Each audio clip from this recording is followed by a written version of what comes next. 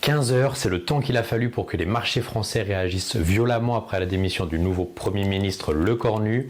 Le CAC 40 perd plus de 2%, les banques sont en chute libre et les taux français flambent.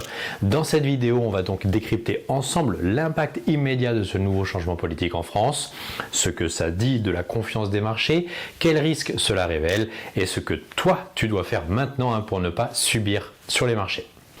Le contexte, c'est quoi? C'est que le gouvernement change à nouveau. Sébastien Lecornu démissionne, un nouveau Premier ministre est nommé avec un gouvernement fraîchement formé et démissionne moins de 24 heures après. Ce n'est pas juste un remaniement, c'est un signal politique fort, surtout dans un contexte où la stabilité est déjà fragile sur les marchés français. Les marchés hypersensibles à la crédibilité politique scrutent chaque geste et on attendait donc de pied ferme la nomination du nouveau Premier ministre qui n'est nul autre que l'ancien Premier ministre démissionnaire Sébastien Lecornu.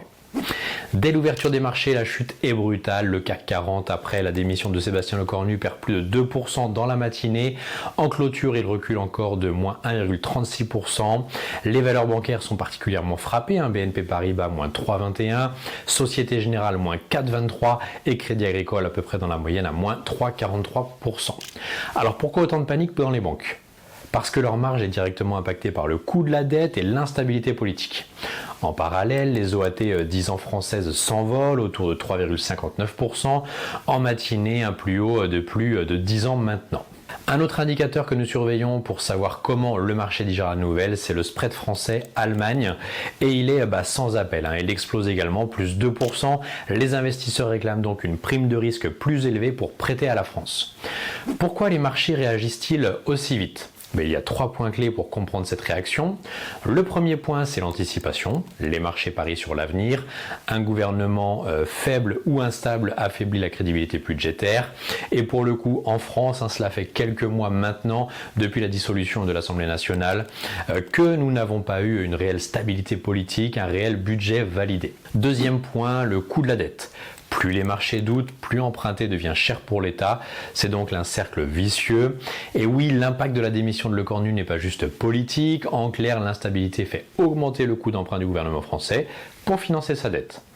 En chiffres clairs, c'est 1500 milliards de coûts d'emprunt par an en plus pour financer la dette française. Et pour ceux qui aiment comparer le pays à d'autres pays également, notamment européens, la France emprunte à nouveau plus cher que l'Italie sur 10 ans. Depuis début décembre, les niveaux d'emprunt à 10 ans des deux pays évoluent dans un mouchoir de poche. Les investisseurs sanctionnent d'une part l'instabilité politique française et saluent également d'autre part l'Italie qui se place en meilleur élève côté rigueur budgétaire depuis l'arrivée de Giorgia Meloni au gouvernement italien. Enfin, le troisième point clé, l'un des plus importants pour les marchés, c'est la confiance et la crédibilité. Les investisseurs veulent des signaux clairs. L'incertitude politique est un frein puissant, les marchés n'aiment pas l'incertitude. En clair, même sans action, le scepticisme suffit à faire bouger les courbes. Alors si cette instabilité dure en France, que l'on n'arrive pas à mettre en place un budget avant la fin d'année, pour baisser la dette, un plan d'action et des choses concrètes pour augmenter la croissance, voilà ce qui pourrait arriver sur les marchés. Premièrement, une augmentation durable des taux souverains. Donc service de la dette lourde à porter, un emprunt toujours plus cher. Deuxièmement, un abaissement des notations souveraines. Moody's, Fitch pourraient s'inquiéter. La note de la France est déjà passée à un niveau plus bas il y a quelques semaines. Et troisièmement, une fuite des capitaux vers des marchés perçus comme plus stables. L'Allemagne, les États-Unis, après notamment un regain des investissements étrangers en France au détriment des États-Unis depuis l'an dernier, ce schéma pourrait à nouveau s'inverser ou en tout cas se diluer vers des pays politiquement ou économiquement plus sains comme l'Allemagne ou l'Italie en Europe par exemple. Puis une pression sur le budget. Le gouvernement aura encore moins de marge pour les réformes ou de mesures sociales nécessaires pour redresser la situation du pays. Enfin, également un risque de contagion sectorielle, très clairement, banques, immobilier, entreprises endettées, tout ça pourrait être encore plus dans le dur. Ces scénarios ne sont pas des prédictions, mais ils sont parfaitement crédibles si la confiance ne revient pas rapidement. Toute la question est là. Est-ce que nommer le Premier ministre démissionnaire comme nouveau Premier ministre est la solution ?